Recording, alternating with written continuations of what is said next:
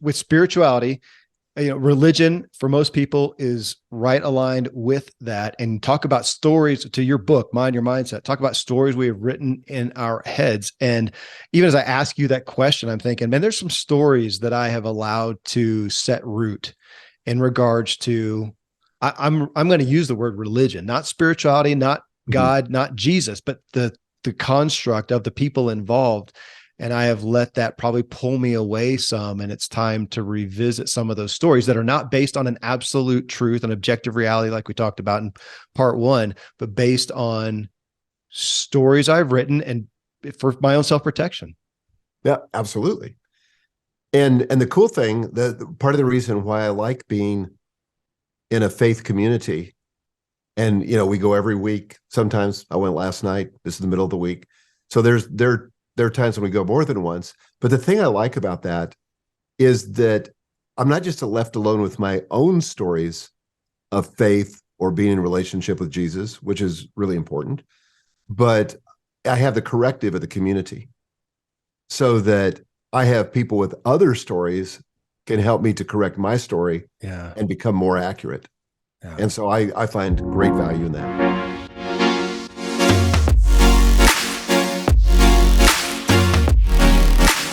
Michael, I've had the fortune of being able to do this segment with you a couple times over the past, 6 or 7 years. Matter of fact, I need to look at this. I want to say this is the fourth time you've been on the show. And if that's the case, that's the record. Wow. Well, first of all, I'm honored by that, but thank you for having me on yet again. You're always one of my very favorite people to talk to. I know you said that. Matter of fact, I want that in writing. We'll put that in the website. I need a podcast testimonial from you because I appreciate your graciousness. I'd be happy to do it. This time, however, in the past, we just talked about the habits and we've expanded. It's been really interesting to really go through this or hit these areas on the Ziglar wheel of life, these spokes of life on the values to say, what do you value? And our first one here is spiritual. And it's one I've really grown to enjoy. It's interesting to hear people from all walks of different spirituality talk about it. But a guy like you, who I know somewhat of your faith background, but know it's evolving. And what your values or perspective was 3 years ago may have evolved some today. Matter of fact, I'll just start off there and ask. If it hasn't evolved, so be it. Tell us where it stands or where it has stood. But if it's evolved, I'd be interested to hear that. Tell me about your spiritual values. Well, I would say that, first of all, just a little background or a little context. I'm Eastern Orthodox. Okay. And have been for 35 years. So I've literally been in the same church for 35 years. Wow. And love it. And I'm in the leadership of the church. And we have a remarkably stable, non-dramatic leadership group.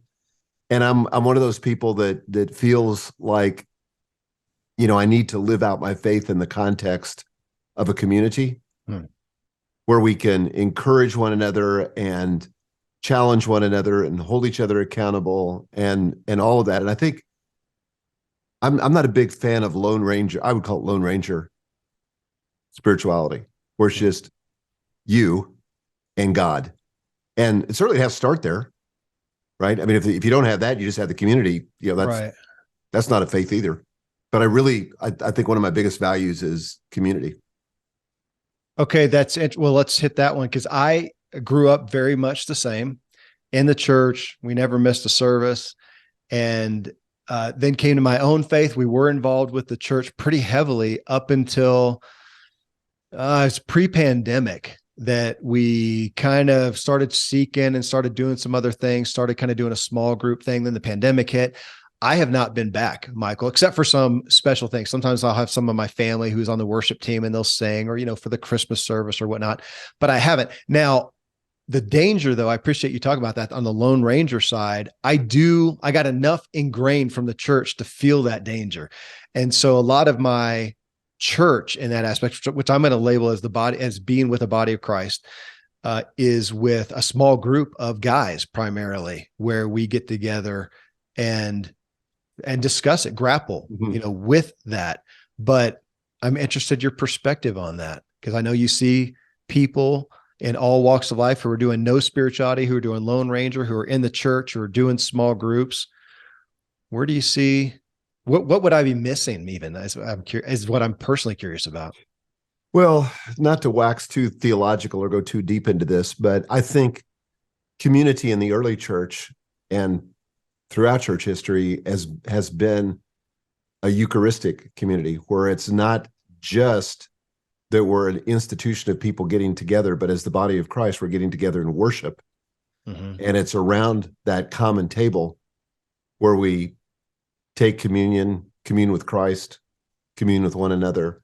And to me, that's the essence of real community. Otherwise, it's just a human organization. And I think, a lot of people get disillusioned with church because churches are full of sinners, people like you and me. And it's easy to get disillusioned. But the truth is, every human institution, it's not just a Christian institution, but our political institutions, the places where we work, unfortunately, we all have to recruit from the human race. And so there's going to be flaws, there are going to be problems, but it's how you tackle those that make the difference. I said to a friend, I just texted it to him last night. We were talking about an institution where we're both involved. And I just said, and it wasn't our church, but I just said, I love Jesus. I just don't always like his people. Okay, well, you just opened the door to that one, because I'm thinking, okay, with spirituality, religion for most people is right aligned with that. And talk about stories, to your book, Mind Your Mindset. Talk about stories we have written in our heads. And even as I ask you that question, I'm thinking, man, there's some stories that I have allowed to set root in regards to, I'm going to use the word religion, not spirituality, not God, not Jesus, but the construct of the people involved. And I have let that probably pull me away some. And it's time to revisit some of those stories that are not based on an absolute truth and objective reality, like we talked about in part one, but based on stories I've written and for my own self-protection. Yeah, absolutely. And the cool thing, the part of the reason why I like being in a faith community, and we go every week. Sometimes I went last night. This is the middle of the week. So there are times when we go more than once. But the thing I like about that is that I'm not just left alone with my own stories of faith or being in relationship with Jesus, which is really important, but I have the corrective of the community so that I have people with other stories can help me to correct my story and become more accurate. Yeah. And so I find great value in that. Well, you right there. That's the lead into our next category here, which is relationships. And you and I got into part one talking quite a bit about the different perspectives we have with relationships. I would imagine that even through the research that you did in this book, you and Megan did in this book, it called into question some of the stories you have written about some of the relationships in your life. Is that fair? Yeah, it's definitely fair. And I think that, we all have relations or stories about our families because we live in pretty close proximity, at least in our early years, to our family. And that's the greatest exposure that we have. But, when it kind of comes to my values, the relationship is really important. I've got a Strength Finders mug here. I don't know if you can see this or not. Oh, yeah. But my last of my 5 top strengths is relator. And so relationships are really, really important to me. I've been married for 44 years. I'm happily married. All 5 of my daughters live within 20 minutes of my house. The 3 daughters who have given me my 10 grandkids collectively live within 5 minutes of my home. And so we're really involved with family. I don't give up on people easily. I've got a lot of the same friends that I've had for decades. I mean, I've known your dad for probably 20 years. I was just at Dave Ramsey's office on Tuesday doing the show. I've known him for 30 years. And I value the longevity. And I've known people, and you probably do too, that they just kind of careen from one relationship to the next. And I just feel like if there's conflict, and there's inevitably conflict in every relationship, or challenges, that working through those is worth it. In fact, working through that conflict is the door to greater intimacy. I appreciate you saying you've been married 44 years. And then after a quick hesitation, you said happily. That's come. Well, I was privy to a 50-year anniversary, wedding anniversary celebration, and it was very difficult because I thought, well, we're going to get together and celebrate 50 years of absolute misery. Do you get points for the longevity if it's terrible?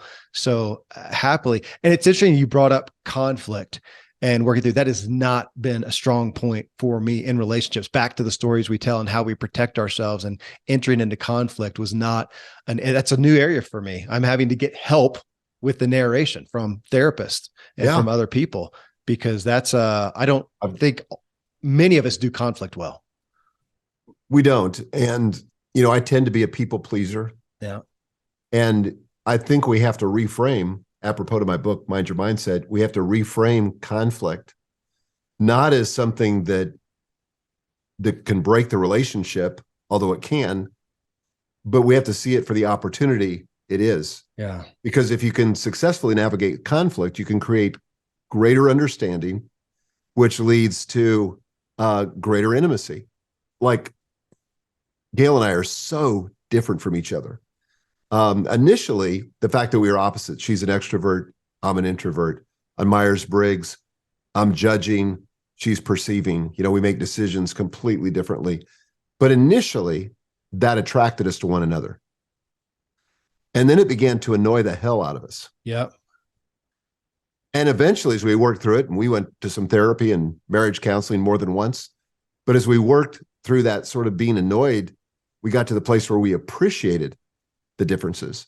So on the Myers-Briggs thing, if you know that assessment, the J for judging, which is that last thing they measure of the four, it just means I make decisions very quickly. I want to have the decision in my rearview mirror. Yep. But it can also lead me to being impulsive. That's the downside. And I sometimes I'm too impulsive. I make bad decisions. Like, it's so typical for me. I'll order that thing that's being advertised to me on Facebook, just like impulsively, because they got me dialed in. Yep. And then I'll get it and I'll go, what the heck was I thinking? I don't need that thing, or that thing's not what I thought it was going to be. And so then I have to return it. Gail, on the other hand, is a perceiving, which means she likes the decisions in front of her. She wants to keep her options open. She always wants to do more research. Left to herself, where I'm impulsive, left to herself, she procrastinates. Yeah. But after working through this for, 4+ decades, now I see that as an asset in our relationship. I keep her from procrastinating. She keeps me from being impulsive when I let her. And so it makes for a better marriage and better teamwork. Oh, I like that you said appreciate, because I was thinking, you said, so opposites, your opposites initially, that attracts you. And I think we all, that was my experience. It attracts you and then it annoys you. And then the word that I wrote as you were talking was, and then you learn to honor it, but that's different. I think that's not as healthy. It feels like as appreciate. Now, honoring, it's one thing. Okay. I honor that, but no, I actually appreciate that. Seems like the full, fair. Yeah. Yeah. That's the full. Okay. That's because appreciation is where I see that, I actually need that. Yeah. I need her in my life. I'm a better person. I said this to her last night. We were laying in bed. I said, second to Jesus, you're the best thing that ever happened in my life. And I honestly mean that. I'm not just saying that. I really feel that. And it's not because we think the same thoughts. We love the same things. No, we're so opposite. Another funny one is adaptability or flexibility is like for me is number 33 on the Strength Finders, which is dead last. For her, it's number 2. Wow. And so just so opposite. But now I appreciate that. She's taught me to be more flexible than I would normally be. And I think I've helped her be less flexible than she needs to be sometimes. She doesn't have to accommodate herself, to everybody's wishes and desires. I love the testimony. Thank you. You got me thinking about, you and I were talking prior to recording about Patrick Lencioni, who we both know. His latest book is Working Genius. And yes. Have you done that? So you go to workinggenius.com. We promoted it on the show. I think it's a $25 assessment. And I mean, you obviously are well ingrained in all the different profiles and stuff, but for some reason, I really like how he comes to his, and I've been using it. So I got my family to take it, my wife to take it. And it was again, I think I know this stuff, but it's a different way of looking at it. You're working genius. And it was really, that's been my current vernacular for our differences, but I need to come back and make sure, am I just honoring it or am I actually appreciating it? Yeah. It's funny in our family, we are so assessment obsessed Yeah. that we like our literally the entire family, the extended family. If one of us gets into an assessment, everybody takes it. Yeah. Yeah. So for the last, like during the pandemic, it was all about the Enneagram, and man, we Yeah. went deep on that. And, we're kind of off of that a little bit now and we're on to the next thing, but it's fun. Maybe after we're finished with that, I need to grab I just got a book in the mail. It was from Baker, from your publisher, on a guy who has a new book on the Enneagram. I'll have to see if you know about it. Okay. And recommend that. Okay. Well, health and wellness is the next one. And I've been eager to hit this one because, as you shared right at the beginning of the show, you, in being a health and wellness minded and educated and following guy for so long, it was what are we at now? 2 years? No, a year and a half ago, had a heart attack. Is that right in the timeline? September? No, just 6 months ago. Just 6 months ago. Goodness. Yeah. You had a heart attack. So, you know what? Let me come back to that. So prior to that, let me just hit on prior to that and kind of, for the duration, what were your, well, gosh, if I ask your values, it was to be well, I'm sure. But I mean, where did it reside around? I mean, how you look, how you feel, how you perform, where would you say is the highlight value? Well, I think a couple things. One is, I'd like to live longer and be there for my kids and for my grandkids. So that was partly driven by that. But on the other hand, I think that I wanted to feel better and accomplish more. Mm-hmm. And at some point, maybe about 20 years ago, I had this thought. I thought, a lot of people think about the energy level that they have, and they think it just is. Some people are high energy, some people are low energy, but you don't have any agency over it. And the thought occurred to me, no, actually, energy is a caused thing. In other words, how I think will have an impact on my energy, and I can dial it up or dial it down. And so, we've all had the experience where, you're in the middle of a fight with your spouse and the doorbell rings and you open the door and you're just like Mr. Pleasant. Right. Or Mrs. Pleasant. And suddenly you just change your emotions like that. Yeah. And I realize that energy's like that too. If I want to be more energetic, I can act more energetic, or I can think more energetic thoughts.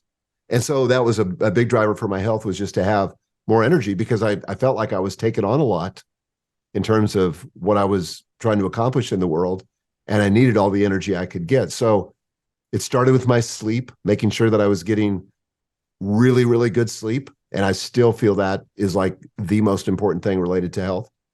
Not the only thing. Let me ask that. What's a primary thing that you, I guess, avoid or pay attention to that is going to disrupt your sleep? Well, one of the best things I ever did was buy an Oura, OURA ring. I have no affiliation with them, but it helped me to start monitoring my sleep and seeing where I could improve. Yeah. And the number one thing that gives me a bad night's sleep is an elevated heart rate. And an elevated heart rate is primarily caused by I either ate too late, or I drank alcohol, or I had a dessert, sugar. Anything that spiked my blood sugar late at night will keep my heart rate elevated. And that cuts right into my deep sleep and sometimes also my REM, but mostly my deep sleep. Yeah, that one is that I'm right there right now. I told you I was on an adventure with some guys. One of them's a primary investor in Aura. Really? I mean, Wow. they are at this point, I think, top of the heap as far as, I love wearable devices. I've got mine. I track all my exercises and my heart rate, whatever. But for sleep and recovery, Aura, and then I think second is like the Whoop. If anybody knows that, WHOOP is another one that they're tops. But I think Aura is on sleep. And yeah, I love it because it shows me what I don't feel like. I feel like I had a pretty good night's sleep, and then it tells me otherwise. And then I'm right with you, man. Eating late, alcohol, and sugar. So yeah, I'm on detox currently after imbibing over the holidays far too long. Well, you started off with sleep. Sleep was number one, and I hit you on that. Go to the next one. Well, the second one I would say would be my nutrition, what I'm putting into my body. And so, I basically eat a version of the Mediterranean diet, and I have a nutritionist that I work with. And so I try to be really careful to eat whole foods, organic foods, locally grown foods if I get them. And I realize, it's not cheap to be healthy. Mm-mm. And that's kind of frustrating to me because there's a lot of people I know that would like to be more healthy and can't afford it. So I know I'm in a place of privilege, but I say nutrition would be number 2. And then number 3 would be exercise. So to me, that's kind of the trifecta. They're not the only 3, but those are the 3 that are, to me, the most important. What's been the common exercise outlet for you? Well, I've worked with a variety of trainers for 20 years. Currently, I'm working with a virtual trainer. And so I have a call with her once a month, and she has her own app where I'm logging my exercises. And so I'll do 3 days of cardio and then 3 days of strength training. And I just alternate those days back and forth. And we adjust the strength training and, frankly, the cardio every month based on how I'm doing. Another thing that's really important, Kevin, is I'm meticulous about getting my blood work done. So I get my blood work done 3 to 4 times a year, and then I go in and talk to my primary care physician about the blood work, because that tells the whole story. Yeah. That's kind of like the early warning system if something's going to go wrong. So you just said, all the right stuff. Textbook, there's health. You look healthy. You've been living healthfully. And 6 months ago, you have a heart attack. My first question is, if it's me, I'm trying, even though I can't change that it happened. It happened. Now you're on the way back up. But what the heck? What was I want a causation. I want something. Yeah. Have you spent time messing with that? Have you come up with anything? Where are you with that? I found one of the most amazing doctors in the world. For years, I knew I had this high calcium score, and it was dangerously high. Huh. But every doctor said to me, well, yeah, this does elevate your chance of a cardiac event, which is the euphemism they like to use, but a heart attack. But you can't really do anything about it. It just is. Maybe we can try to stabilize it. Just keep doing what you're doing and all that. So I just said, no, this is a problem, because every time I get this checked, it's going up and up and up. And unless I'm going to be totally calcified, something's got to give. So I found this guy, Dr. Mark Houston, and he is my primary care physician. He's board certified in 4 different specialties, including cardiology, longevity, nutrition, and then internal medicine. Right. And so he said to me, he didn't get my hopes up. He said, I think we could definitely stabilize it. But he is radical about something called performance medicine. So they apply supplements to various genetic issues to switch your genes on and off. And so he said, I'm not quite sure. This was initially, he ran me through a battery test. And he said, I'm not sure exactly what's causing this, but he said, we're going to get to the bottom of it. But then he put me on a bunch of supplements. Mm-hmm. And so then my calcium score, not only did it stabilize, but it started going down. And like every other doctor told me that was impossible. Once you've got it, you can't. Mine went down 32% in 2 years. So it was moving in the right direction. And then finally he came to the conclusion. He said, the real culprit here, because he did a lot of genetic testing, a lot of gene evaluation. He said, the problem you have is your LP little a, which is a subparticle of your cholesterol. That's what's driving this. And he said, we're going to target that specific particle, and we're going to turn it off, or at least try to dramatically reduce it. And so that's what we did. So I knew I was making progress, but there's 2 ways I could have framed that heart attack. I could have said, what's the use? I've done all the right things, still had a heart attack. Yep. I guess my genes trump everything. There's no use even trying. Yep. But my other doctor in Los Angeles, Dr. Seeds, said to me, he said, basically, this is what saved your life, is being as healthy as you are. And I was hiking in Peru at 8,000 feet 6 weeks before I had my heart attack. And he said, the only reason you survived that, knowing the blockages that you had, was because you were as healthy as you were. Yeah. And that's going to make your recovery so much faster. Yeah. So it's just a different way of looking at it. So you do attribute it primarily to genetics. You just have an anomaly that caused your calcium to be high. Yep. And Dr. Houston could point to the 6 genes that are causing that, but it doesn't mean that's the end of the story either. But that's, yeah, I love that. Okay. So now you're post the bypass and all that.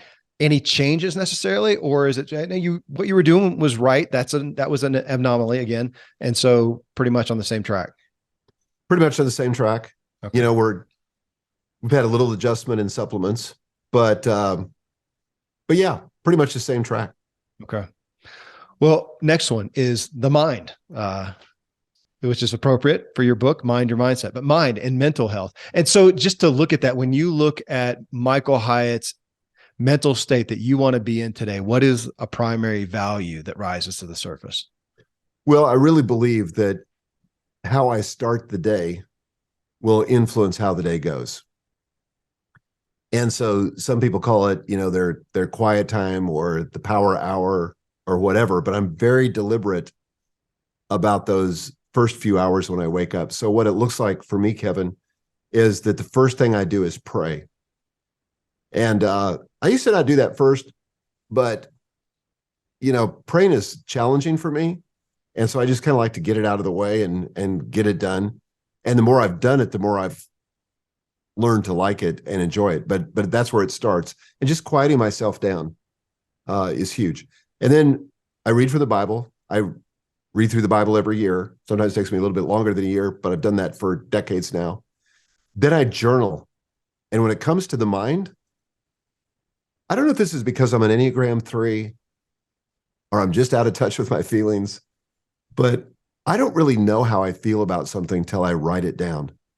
And I'm an Enneagram. I'm a 3 for whatever that's worth. And totally. My wife talks about, she needs to figure something out. So she needs to talk it out. That's Greek to me. I got to write it. So I'm tracking. Yeah. It's like I said, it's one of my daughters, as they frequently do, say, well, Dad, how are you feeling? I was like, well, I don't know. I haven't written about it.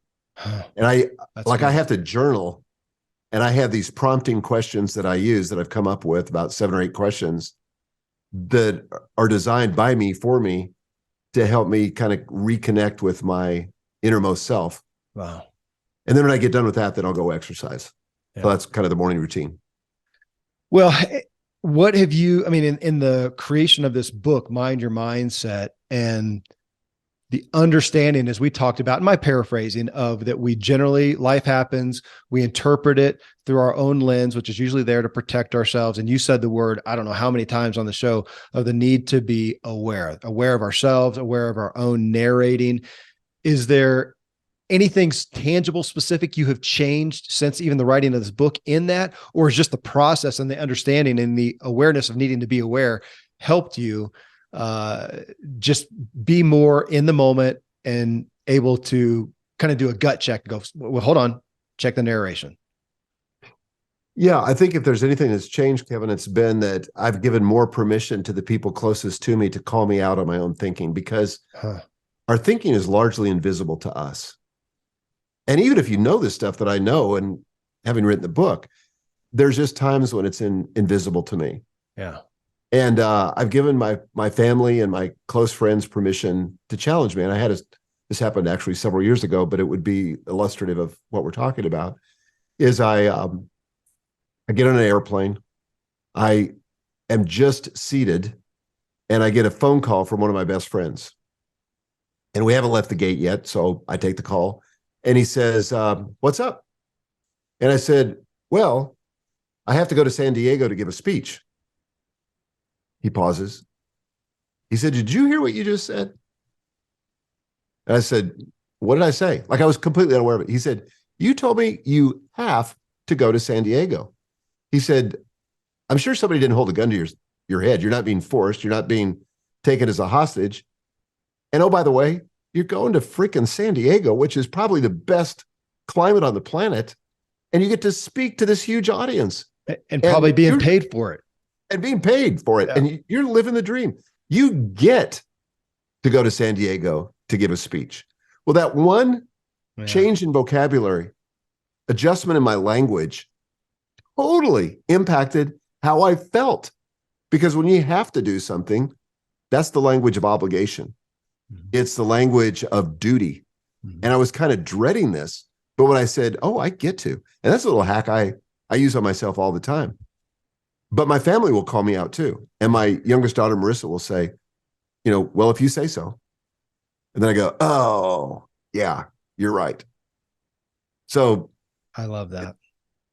it's helpful to get more people involved. I love that, man. I got to tell you, in my book, which you gave such a great endorsement for, that is the last chapter, and it's kind of a bonus chapter, and it is taking all those things that we say I have to do, I need to do, and changing it to I want to do. And it sticks with me so much, Michael, because it's in my book, and it's the hardest thing for me to do. I'm glad to hear that. Yeah, the language of obligation. Oh, I got to go pick up the kids. I got to go do whatever. And yeah, you've got to go pick up. How would somebody feel like who's striving to have children? They would be thrilled to do whatever. And you're sitting there as an obligation, or it's so difficult, but what a mind shift. Well, I have a theory, and I've worked in the book publishing industry most of my career until the last 12 years and worked with a lot of authors. And I used to think that people write a book because they're an expert in that book. A lot of books are written, including my books, because I'm trying to address a problem that I have. Yes. Yeah. Like I've written on productivity because I can be enormously unproductive. Yeah. I wrote a book on goal setting because I struggle with that. And now I've written a book on mindset because my thinking is the biggest challenge that I face. Yeah. Yeah. And so it's out of that I get interested in a topic and then decide, hey, I got to learn more about this because I got to address this issue in my own life.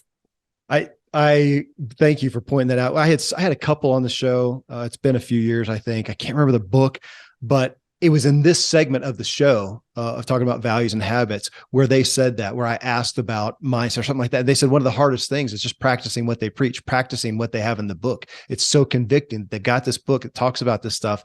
And the hardest thing is for them to follow their own wisdom. And so true. My dad sent me, I wouldn't be surprised if you knew it. I need to come up with it again, but it was some famous author, somebody I think everybody would know, who said that they found themselves reading their own book and going, that's really good information. And they said, I was writing better wisdom than I was living. And I love that perspective. That's humble. I'm writing better wisdom than I'm living. I relate far too much to that. Me too. Work, career, business. That's the next category. And I'm curious about you, just I would say your values, but also your evolution with work. I mean, being CEO of Thomas Nelson's a big part of your story. You've done so much since then. And I hear about it. I'll hear about it from my dad. We'll be talking about something. So, oh yeah, Michael Hyatt's doing X, Y, Z. And I'll hear about something. Then, a couple of years go by and I'll reference that and I go, no, he's not doing that anymore. Oh, really? It was going so well. Yeah, he moved on to something else. And so I just hear this. This is the stories I hear, and I wonder, do you find yourself with things that even if they're working, do you get bored of things, or do you just like to create? So you're just going to create. Tell me about the values you've got: work, business, career. Well, I like your dad. I have a huge value around learning. And so I'm always learning stuff, and then it takes me in different directions. Yeah. I think one of the things I've really valued is resilience. And so I don't really have a problem changing things, and I do get bored for sure. And it's hard for me to stay on the same course for a long period of time. I can get distracted easily. But I think from a resilience standpoint, I've been through some hard knocks. I had a business that failed in the early 90s.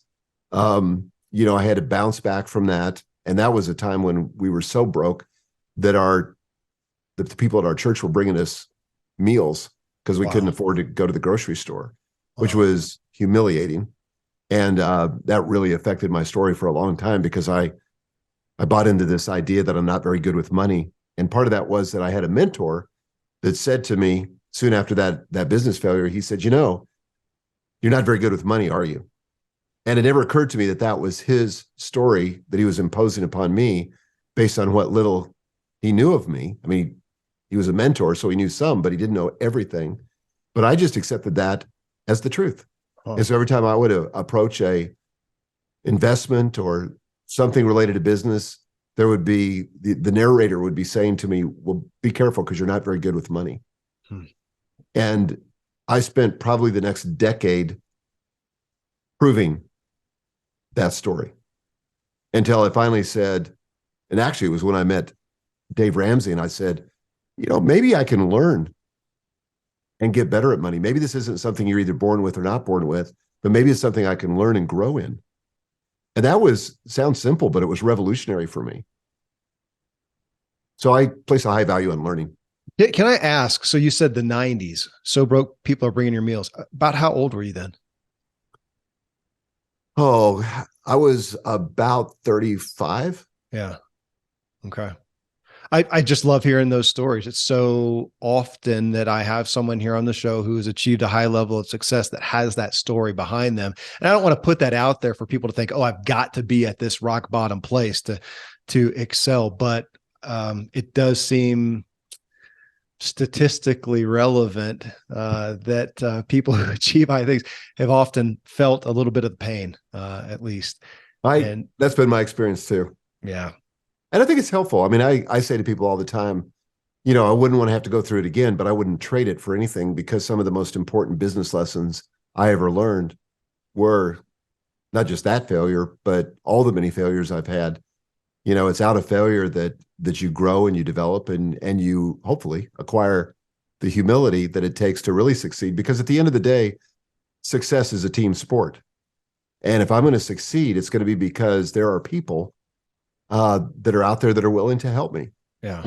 People that are willing to have me on their podcast, for example, or people that are willing to give me an endorsement, or people that, connect me with somebody that could be really important in my life.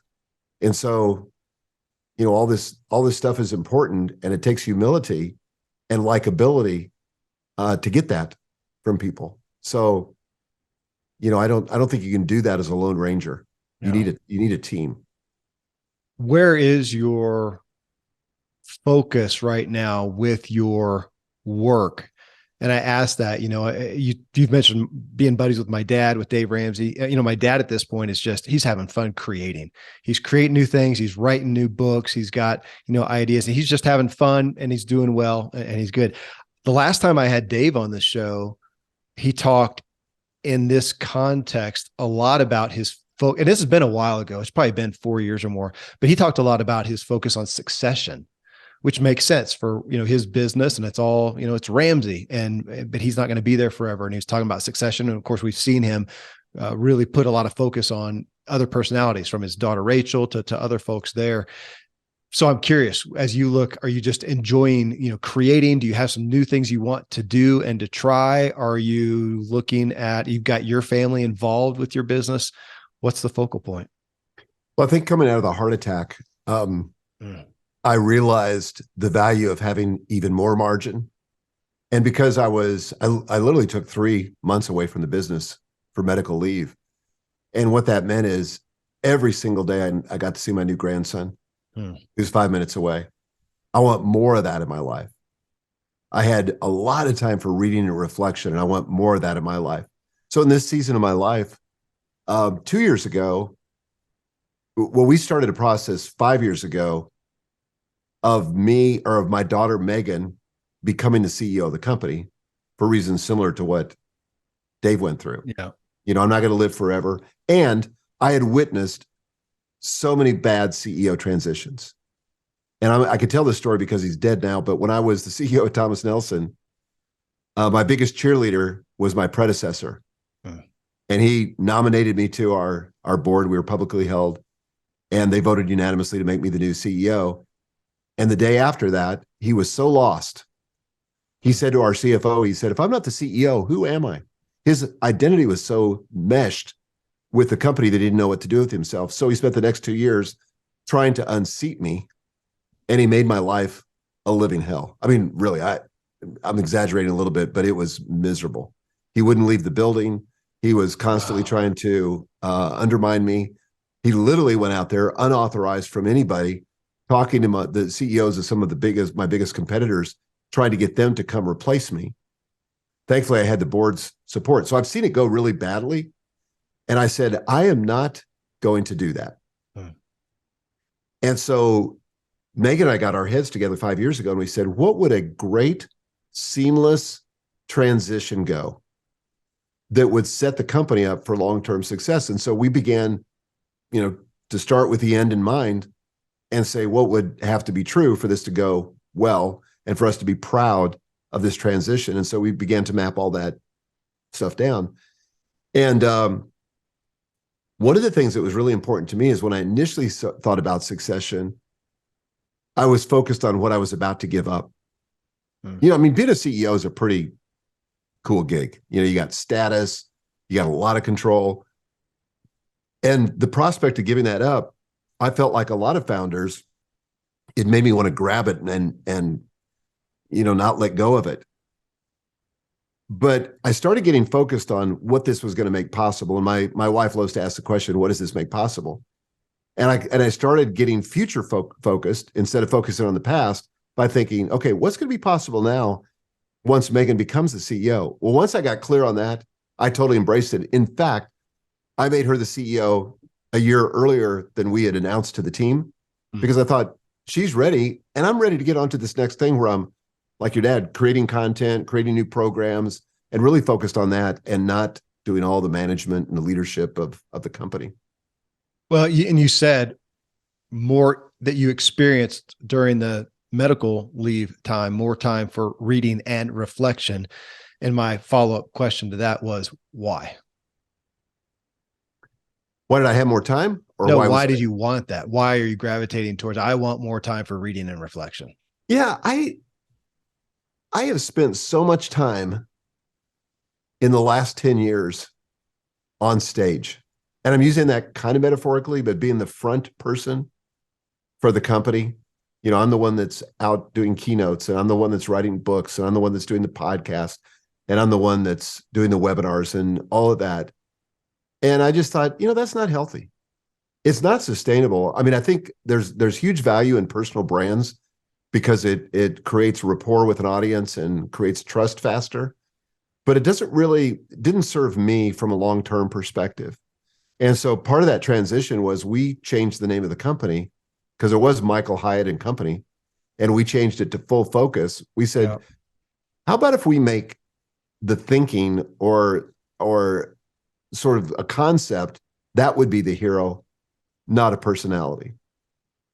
I mean, first of all, it makes the company more stable, because if the company was totally built around me and I have a heart attack and die, well, what happens to the company? What happens to all these people that we employ?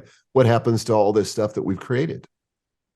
And so to me, it makes it much more sustainable by doing that. But it was I think what a lot of founders don't do is they're not as thoughtful as they probably could be in terms of succession and taking a stand for a great succession. And Megan and I get along great. We have lunch once a week, but I really feel like in terms of content creation, I report to her, and I'm okay with that. Yeah. Well, money is the next one. And you mentioned that. So you have a history with money that I'm curious to hear about, because that has been the story for me too, Michael, that I know how to create things. I know how to inspire things. I get them going. I don't have much of a financial thought. That's not what leads for me, for better and worse. Some of that's my baggage. Some of it I'm okay with, but being good with money, I thought I'm pretty good at figuring out how to make it. That's kind of the end of it. I don't really maximize it well. And again, I don't have the thoughts for that. So yeah, what's the journey? So you shared that was the story that you dealt with. What's the fruition of that then since then? Yeah, I think one of the best things I did was coming to the conclusion, our stories are so similar. Like I've been really good at making money. And if you take that with making bad financial decisions, it just enables you to make really bigger financial mistakes. Yeah. Yeah. And I made some. I mean, oh God, I could tell you so many stories and I won't get off on that. But it was actually your dad that introduced me to my financial advisor. And I never wanted to go see a financial advisor. It's kind of like a lot of people treat the dentist. It's like, well, I'm going to, maybe this is an Enneagram 3 thing, but I'll go see the dentist after I've been flossing consistently for 6 months and kind of clean up the mess in my mouth. Then I'll go visit the dentist. All right. Or it's the person that doesn't want somebody to come in and clean their house till they straighten up. And for me, I was so embarrassed feeling like I should have been much further along in my finances. And that once I got to that place, well, then I'd hire a financial advisor. Right. And so your dad introduced me to a guy, and he was so amazing. Didn't shame me, made me feel good about where I was at, kind of reframed the whole thing, and really taught me and Gail that we could make progress. And it wasn't as hard. We were kind of overthinking it. And oh my gosh, we've made enormous progress. But it was, for me at least, it was like, okay, I could either spend time trying to figure all this out and study investing and all that kind of stuff, or I could just continue to try to make gobs of money and let somebody else who does this full time handle it. And that's what I chose to do. And it's worked great. And me too. God bless CPAs and financial advisors. I don't have the head for that. But you did say coming out of the heart attack, it gave you increased your value for having even more margin. Now I was thinking financially, but I assume you're talking about finance, time, same thing, which you don't. Yeah. Okay. I was talking primarily time. Yeah. Okay. And I've been pretty good about that. I mean, one of the things our company at Full Focus stands for is something we call the double win at work and succeed at life. Yeah. And we really value margin. You know, to this day, this started in the pandemic. We work a 6-hour workday. Everybody gets paid like they were working a full day, but we only work 6 hours a day. So we've been intentional about focusing on margin, but it's easy for that to kind of creep up. And so I just want even more of that. And one of the things I've grown to love is Gail calls it just kind of tinkering, where when I'm down at our lake house, for example, me just working on the boats or fishing or doing home repair projects. I didn't used to like that stuff. Now I love it. And I'm never more relaxed than when I'm doing that. You just took my last question. That's it. And I've been framing it. I've kind of changed the flavor of it around what are the things that you do that give you energy, but primarily are in I'm going to say a non-productive aspect, because you could say, writing a book and speaking to people gives you energy. Yeah. But I'm talking about what gives Michael energy that you do just for you that may not produce something that's tangibly a benefit to someone else. You just said some of that. Yeah. Well, I believe that hobbies are really important in non-productive time. I've written about this. You know, non-productive time is, as it turns out, some of the most productive time you can spend. But for me, it's hobbies like you can see in the background. For those of you who aren't watching video, you can't see this, but you know, I've got the guitars in the background. I've got a Native American flute. Music's a big part of my life. Golfing, even though I suck, you know, I love golfing, love fishing, love being at our lake house. And the great thing about the lake house is it's become a magnet for the grandkids. Yeah. So the family's constantly down there with us, and that's a blast. The lake house, I'm curious. The last I'm thinking of Dave Ramsey's, because we have pictures of him teaching my oldest daughter how to ski there. Is it the same lake? I don't even remember the names of the same lake. Which lake is that? Tim's Ford. Tim's Ford. That's right. We're about 20 minutes apart by car or by boat. He's on one end of the lake. I'm on the other end of the lake. But this is a great place. About 90 minutes from my home. Yeah. Well, next time I'm in Nashville, I'd love to go fish. Yes. I'd love to do that with you. That'd be fun. Thank you. Thanks again. Thanks for just the candor and vulnerability in this, Michael, and sharing your heart and your message. It's just a gift. I'm the most benefited student, but I'm grateful that we'll get tens of thousands of people to listen to this message on mindset and to hear your own efforts and how you pursue your own minding your mindset. Thank you. Thanks so much for having me.